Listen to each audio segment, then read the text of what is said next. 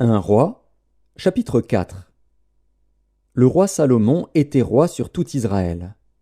Voici les chefs qu'il avait à son service: Azaria, fils du sacrificateur Tsadok, Élioreph et Akija, fils de Shisha, étaient secrétaires. Josaphat, fils d'Achilude, était archiviste. Benaja, fils de Jéhojada, commandait l'armée. Tsadok et Abiatar étaient sacrificateurs.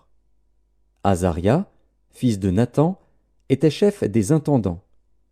Zabud, fils de Nathan, était ministre d'État favori du roi. Akishar était chef de la maison du roi, et Adoniram, fils d'Abda, était préposé sur les impôts. Salomon avait 12 intendants sur tout Israël.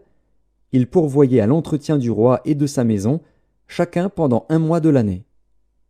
Voici leurs noms: le fils de Hur, dans la montagne d'Éphraïm, le fils de Deker à Makatz, à Saalbim, à Beth-Shemesh, à Élon et à Beth-Hanan, le fils de Hezed à Aruboth. Il avait Soko et tout le pays de Hépher. Le fils d'Abinadab avait toute la contrée de Dor. Taphat, fille de Salomon, était sa femme.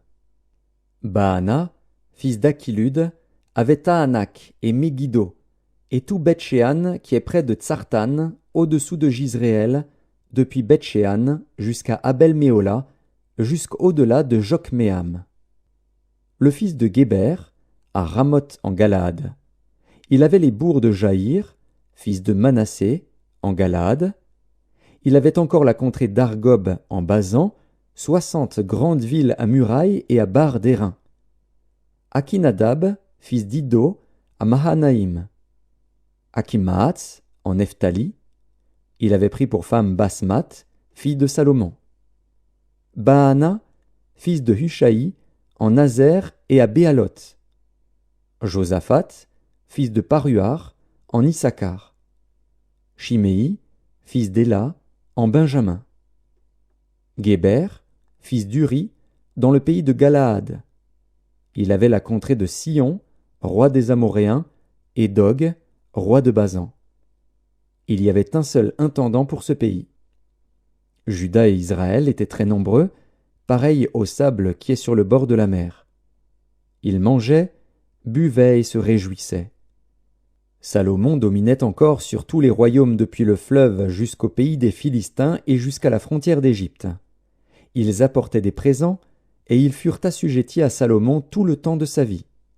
Chaque jour, Salomon consommait en vivres 30 cors de fleurs de farine et 60 cors de farine, 10 bœufs gras, 20 bœufs de pâturage, et 100 brebis, outre les cerfs, les gazelles, les daims et les volailles engraissées.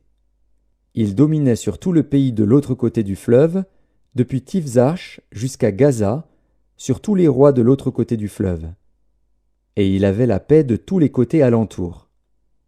Juda et Israël, depuis Dan jusqu'à Beer-Shéba, habitèrent en sécurité, chacun sous sa vigne et sous son figuier, tout le temps de Salomon.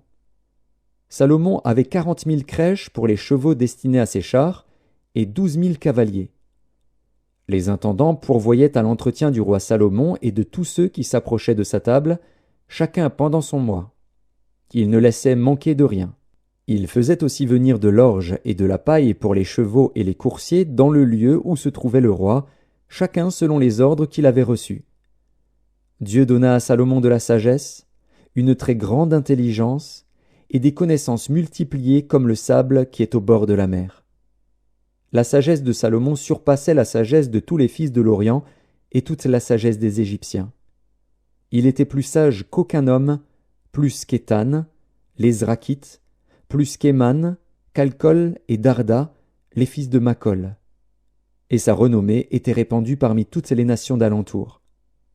Il a prononcé 3000 sentences et composé 1005 cantiques. Il a parlé sur les arbres, depuis le cèdre du Liban jusqu'à l'hysope qui sort de la muraille.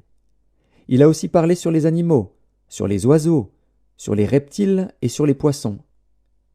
Il venait des gens de tous les peuples pour entendre la sagesse de Salomon, de la part de tous les rois de la terre qui avaient entendu parler de sa sagesse.